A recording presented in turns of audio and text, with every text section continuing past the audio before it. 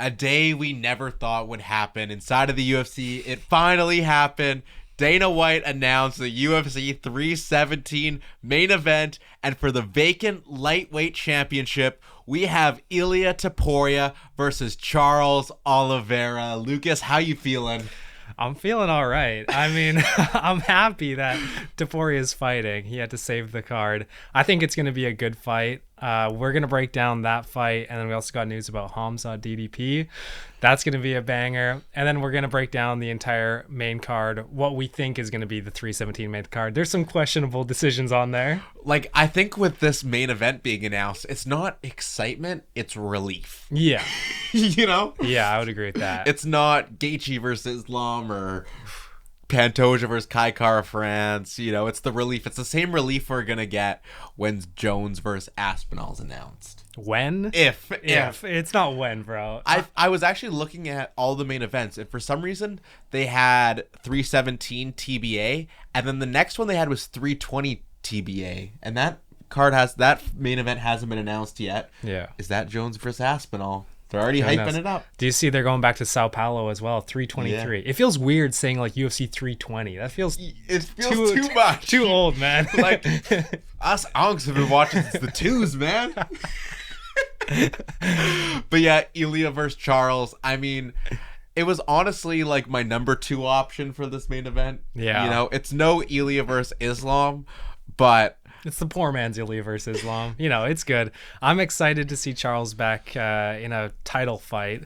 I don't know if this is like a good thing for the division if he wins. Just thinking about, you know, he got beaten up by Islam pretty badly, lost to Sarukian. So if he wins the title, then it's like well, he's lost a lot. Yeah, like it feels bad for Sarukian. Yeah, he's just getting the short end of the stick. And like, of course, everyone loves Charles, so we're happy to see him here. Yeah. But it totally, realistically, should be Ilia versus Sarukian. That is the match that makes the most sense for a vacant belt. But here we are. It's the UFC, you know. We're never doing what makes sense. Money talks. This would have been announced a long time ago. Yeah. But yeah, Topuria versus Oliveira.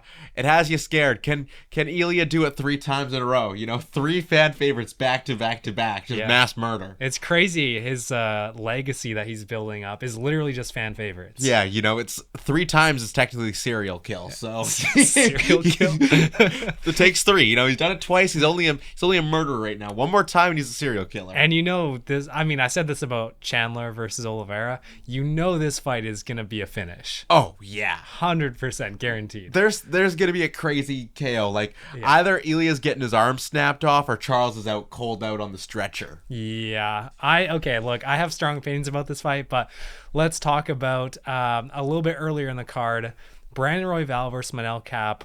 This is scheduled as the 6th fight right now, which would mean it headlines the prelims, which is just absolutely criminal to my boy. You know, like right now, our featured prelim is, you know, a guy who's probably top 20 pound for pound, arguably, in Brandon Royval, and Manel Kape, one of the hottest fighters right now in 2025, when you have a Tafa brother on the main card ahead of him. Who just got brutally demolished by someone coming off the Contender Series. Yeah. That we're talking about the same Tafa. Juanado Diniz, too. Diniz versus Tafa is on the main card of 317, and Royval versus Kape is currently on the prelims. Diniz is coming off a loss as well to Tibera. So, it doesn't make sense. Hopefully that gets fixed. But we got Beneil Dariush versus Renato Moicano. Manny Moicano coming back. What if Charles pulls out and Moicano has to step up? No, surely they give it to Darnush this time, right? Yeah, surely. Like, Moicano, you already had your shot. It's Darnush's turn. Ilia versus Darnush, that is yikes. 10-second KO. That's brutal. So that's going to be a good fight. I think it's going to be, you know, not much has changed. I think it's going to be a close fight. I think it's a good matchup. And then we got Paulo Costa versus Roman Kopylov, which is right now the 3rd fight on the card, but surely that gets switched around because, again, both these guys are not... Yeah, the 5th best fight on this card. Yeah, there's no name value anymore to Paulo Costa, in my opinion. Yeah, I think realistically your best bout order, opening fight, Dariush versus Moicano. You know, start off with a little bit more of a bang. Second fight, Costa versus Kopylov. Featured fight, Royval versus Kape. Co-main, Pantoja versus Kai Kara France. And then obviously our headliner, Topuria versus Oliveira. I think that, you know, a bout list like that for a pay-per-view... Oh man, if you guys could see who just texted me. Pantoja versus Kai Kara-France, we've talked about this fight. You know, it was booked for every single pay-per-view this year. That's so what I'm saying. It's been booked since 311. It's going to get pushed back. Yeah, next thing you know, this is actually going to headline 318. Sorry, Holloway and Poirier. All right, moving on to the last bit of news. UFC 319 announced its headliner. Kind of a bombshell. Weren't expecting it. We were expecting 317. We got 319 also. But it's Dricus du Plessis versus Khamzat Chimaev in Chicago, the Windy City. I mean, you have to expect this fight. We were waiting for it. It's finally here. I hope this means that we also get Kaio versus Imavov, because I think everyone else is booked up pretty much. That could be a great co-main event for 318 or a featured fight, because I would like to see that fight 5 rounds. I think it has to be. It has to be. To have both guys come off of wins in 5-round fight night main events and then to book them into a 3-round fight wouldn't really make a ton of sense. I saw someone complaining the other day about how only championship fights should be 5 rounds. Like, why are we doing random Apex 5 rounds? Or, if it's a co-main but not a tell fight, why are they doing 5 rounds? I think it's great. I mean, co-main event Rose Namajunas 5 rounds, that doesn't need to happen. No women's fights. Just but I mean, even like Brandon Royval versus Manel Kape should realistically deserve 5 rounds, especially a flyweight fight. Yeah, where the rounds are always close. Yeah, it's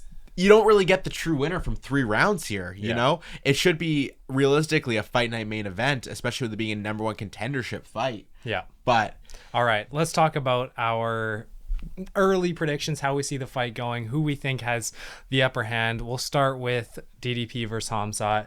How do you see this fight going? I think Khamzat is obviously going to be the favorite in this fight. Huge favorite. One of my favorite fighters, one of my dogs, Professor Khamzat. I just struggle to see Dricus getting submitted is my issue. Like, I think realistically Dricus could pull this out to a decision, but to be conservative, early round 3 sub.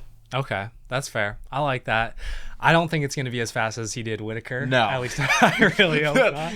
That would be scary for middleweight. I'm looking forward to the press conference for these fights. Both of them. Yeah. I think DDP versus Khamzat is going to be absolutely electric in the build-up. DDP always has something funny to say, and Khamzat, is he gonna go the route of what he did with Whitaker and be very kind, or methodical? He's just gonna turn heel and go absolutely nuts when he hears DDP. But then talk the thing about is, that his would kid. be heel on heel. They're both traditionally so bad guys. So you're telling me Khamzat's gonna be the good guy in this fight? No, like it's just heel on heel. Yeah. Bad guy on bad guy. Yeah, so I think, I agree with you. I don't see how DDP realistically wins that fight, but I've said that every time he fights. And so at a certain point, you just gotta, he's locked in all the time, man. He's just big and strong, and it's obviously going to be hard to take him down unless he takes himself down. That's what I'm worried about here. Well, I think DDP has a good chance to take himself down and get subbed. That's the only way he loses in this fight. Some Looney Tunes type scenario.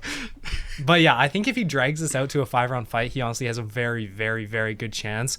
Strickland has unbelievable cardio for 5 rounds, especially with his conservative style, and we see DDP beat him in the later rounds. So I think DDP has very good stamina. It's underrated, and Khamzat, he's Khamzat. He can sub anyone in a round, but it's I guess it just depends on the night, I think. Yeah, how it plays out. If Dricus is a major underdog, plus 300, I don't think we'd see that, but that's major value there because Dricus could pull this out into a 5-round decision. Wins 4 and 5, just needs one of the early rounds. Yeah. So, all right, co-main event for 317, Pantoja versus Kai Kara-France. What's your prediction here? As much as Alexander Pantoja is getting older, I still think he's got it. He doesn't look like he's slowed down. Mm-hmm. I'm sure this fight is going to be a close fight, similar to, before the Kai Asakura, similar to all of Pantoja's defenses. It's a 3-2 decision for him. But he's not a nail biter 3-2. He wins his 3 rounds. Yeah. Yeah, I would agree with that. But I think Kai Kara-France obviously does have the better power than any other fighter he's faced. Outside of Kape, but that was a couple years ago. Kai Kara-France has different power in flyweight. So it's going to be interesting to see if he lands something early and catches Pantoja. That's always a possibility. But I just don't see Pantoja really giving up anything in the scrambles or on the ground to Kai Kara-France. Unless Kai Kara-France goes and trains with Craig Jones, I think he's kind of cooked. Shout out Volk for breaking the curse, lines it up for Pantoja to get the win here. That's what I'm saying. I think, obviously Kai Kara-France has that great takedown defense, but once he's down on the ground, he just lacks where Pantoja is one of the best scramblers inside of the UFC. So I just think that, Kai Kara-France can sneak out a round or 2, but Pantoja's going to win this fight. And then finally, Topuria versus Charles, the big one. What's your prediction here? Well, I mean, I've said before, I'll say it again. I think Charles is just way too hittable. I think he might have a more well-rounded skill set because of his striking. He is very good, closed guard. But I think Topuria can just. He can turn anyone's lights out. I've seen, the training footage is getting me hyped up. He looks like an absolute tank at 155. Like, he's freaking huge. So you'd have to assume that power is going to translate even better when he's not super weight drained. He does have good takedown defense, and it's not like Charles is some unbelievable wrestler. He's definitely good, but he's mainly good off of his back looking for submissions. And realistically, is Topuria going to take him down? I don't really think so. I don't think so. So, if it's a stand-up fight for the most part, I think Topuria has a decent advantage just because of how much Charles gets hit. And he's good at recovering, but, we're talking about him facing Chandler, Sarukian. Like, how good are they as strikers? Even Makhachev, right? Like, they're not these elite level strikers. Makhachev's goal is to get him to the ground, but Topuria's goal is going to be to KO him. Well, and I think, too, we see with Charles' recent fights, he's not getting his wins on the ground via submissions in his last 3 or 4 fights. He's either winning the decision, losing, or getting that, like, the TKO, like, over Dariush. Yeah. So just against Topuria with unbelievable power, like, I'm almost tempted to say Topuria round 1 KO. We've seen Charles get hit early. Oh, hard. Yeah. Like round 1 or 2 KO for Topuria. I think it would probably be earlier. Like, I don't see a 4th or 5th round KO, just because Charles is going to take damage. I mean, we see it with Max Holloway. Max Holloway eats so many shots, and if his chin can't hold up for more than 3 rounds, I just don't see how Charles is going to hold up unless it's on the ground for a lot of it. I'm going to go round 1 KO for Topuria. That's bold. I'll go round 2. All right. I think round 2. All right, that's going to wrap it up for us today. Go down to the comments. Let us know. You team Topuria, you team Charles. As much as we hate it, and he's rocking the Charles shirt with the Brazilian flag, absolute bandwagon, nice. We're still on Team Ilya. We're thinking with our heads, not our hearts, but let us know who you're rooting for, Charles or Ilya. While you guys are down there, make sure you guys are liking and subscribing, and we'll see you guys next time. Peace. See ya.